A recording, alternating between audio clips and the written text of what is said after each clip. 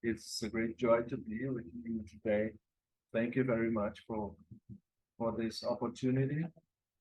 On behalf of the Anglican Diocese of Amazonia and the Anglican Episcopal Church of Brazil, to reflect a little on how the Church is learning from indigenous spiritualities with regard to the care of creation and how we are incorporating these values and practices in the ministries of the Church. We want to start by talking about an important tree in the Amazon biome, a giant of the Amazon, the Samauma. The Samauma is an ancient tree with a height between 80 and 90 meters. This species has a diameter of 5 to 8 meters. To get an idea of the size of its body in her adult phase, a circle of more than 25 adults is needed to hug it. It can take between 200 and 300 years to reach its adult stage. The mother, Samauma, as it's called here, is considered a sacred myth by the native peoples of the Amazon rainforest. Its importance is vital for the environment. Its grand canopy houses a small ecosystem. Due to its great height, the roots of the Samaumas are deep, and this fact contributes to the irrigation of the deepest groundwater to the surface, favoring the process of moisture generation, that is, evaporation and rain generation. It is considered the tree of life because it has medicinal properties. It is also a vehicle of communication in the forest because through hitting on its roots, the echo extends to great distances, indicating the location of those who need help. It is the matriarch of a perfect ecosystem. For indigenous peoples, Samauma is sacred. It needs to be respected. Indigenous cosmovision in spirituality challenge us to change our understanding of the relationship between God and creation and present us with a vision where there is an intrinsic relationship between the creator and creation, with everything in the entire universe immersed in this relationship. This cosmovision and spirituality understands the stars, the earth, the territories, nature in its entirety as being interconnected, not having a creational hierarchy and not seeing human beings as more important or having primacy in creation, but as part of a complex network of relationships that involves natural and supernatural elements, integrating life as a whole in a profound sacredness. Indigenous peoples understand that God is present in creation, as it is the manifestation of God's action. Indigenous experiences and knowledge reveal that we are immersed in this sacredness. We exist with everything that exists in a vital web where there is diversity and interdependence. We live surrounded by God. God holds all creation in God's hands. All spaces belong to God. There is no separation between the profane, daily work, and the sacred, special events, parties, rituals, ceremonies. All spaces and times are sacred. However, there are more sacred spaces and times that serve to restore respect, balance, and harmony, rights, and dialogues between human life and all other living beings. Indigenous spirituality broadens our experience of transcendence, deconstructs the hierarchical and binary conception that led us to understand human beings as superior to the rest of creation, and also led us to see a hierarchy among human beings, placing men, and here I am referring to men themselves and not mankind, in a position of domination over all the rest of creation. So it's very important that we notice that in the indigenous conception in its spirituality, there is no hierarchy like that. Spirituality and indigenous view of nature and creation is the opposite of that. It understands and positions human beings not over creation, above creation, but on creation, in creation, as interdependent members, making us reimagine, rethink, reestablish our relationships with the earth and the land and with other created things, demanding that we broaden our gaze beyond anthropocentric conceptions and move to an ecocentric point of view that considers and includes everything that has life and understands creation as inherently unified.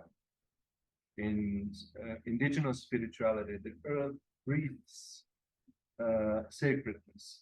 Everything is seen as sacred, so forests, rivers, stones that live at the bottom of rivers, animals in general, fish, birds, food, fruits, grains, they are respected for the essential sacredness. Nature is understood as provider, and each being needs to learn to respect others so as not to destroy the dense and delicate fabric of this relationship between people and other beings, including those that in Western cultures are seen as inanimate. The protection of nature, zeal, care, and respect for all living beings is part of this understanding of sacredness and the perception of the existence of a deep connection between everything that exists within creation, of a reciprocal interdependence. That means just as human life is profoundly dependent on God, it is also inseparable from creation, from the earth, our mother and sustenance.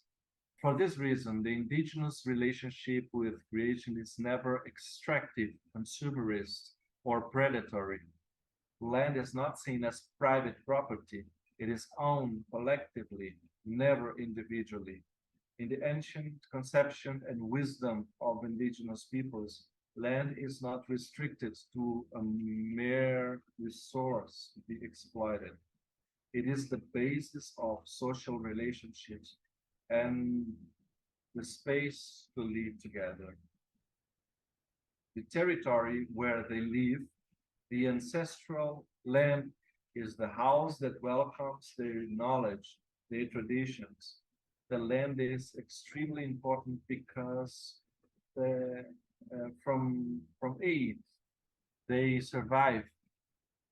The indigenous people, for them, territory is the very extension of their bodies. In some indigenous groups in the Amazon, there is a tradition of burying the baby's umbilical cord at birth as a sign and sacrament of belonging to the earth. When a person from these ethnic groups is asked, where do you come from? She will answer, I come from where my umbilical cord is buried. This belief is born from the millennial life experience of native peoples. Non indigenous peoples do not look to the land as their common ancestor. They do not perceive this connection, do not understand in depth this relationship from birth until the cycle of life is completed in the same process of growth and death. They do not understand respect for the forces of nature as part of an understanding of life from which all beings are linked by the same fatherhood and motherhood. In the respectful and solidary coexistence that we established with the native peoples of the Amazon, we learned that the experience woven into indigenous life offer truly sustainable possibility for current and future generations because they present other ways of being and living in the world, and also present an ethical dimension experienced when we started to think and act for the common good above our idealistic interests. In my personal life and in life of the Anglican Diocese of the Amazon, we have sought to incorporate the spirituality of the ancestral traditions of the Amazon and to relate them to our own Christian tradition. We have sought to live the fifth brand of the mission, fifth mark of the mission, also through openness to the incursion in our liturgies and community experience of symbols, instruments, music, and languages that are expressions of the culture and faith of the peoples that live in our region and that make visible the essential plurality of God's creation. Our action as Anglican Church is especially among indigenous women and young people. We have numerous support projects, preservation of the culture, customs and ancestral religious tradition of these peoples, creation of nurseries for the cultivation of medicinal plants and production of community gardens. This week, on the September 5th, we launched the Manual of Good Environmental Sustainability Practices, and we are preparing the social environmental policy of the DAA and the Brazilian Anglican Church, which will define their guidelines and practices for sustainable development and conservation of ecosystems, restoration and socio-environmental protection. Certainly, the climate and environmental crisis is a spiritual crisis. It is urgent that we rethink human relationships with the rest of creation and with God, God's self. Reconnect with creation as a whole and rediscover ourselves as a part of it. Another thing we learned from the forest and from the indigenous spirituality is that although there is a distance and space between the treetops to allow the passage of the sun, wind, and rain, their roots are totally intertwined. There is an underground web that keeps the entire forest connected and standing. This indicates that it is impossible to live without all of us taking care of the vital web. We need to understand that our mission must be to walk hand in hand with all creation. Thank you very much.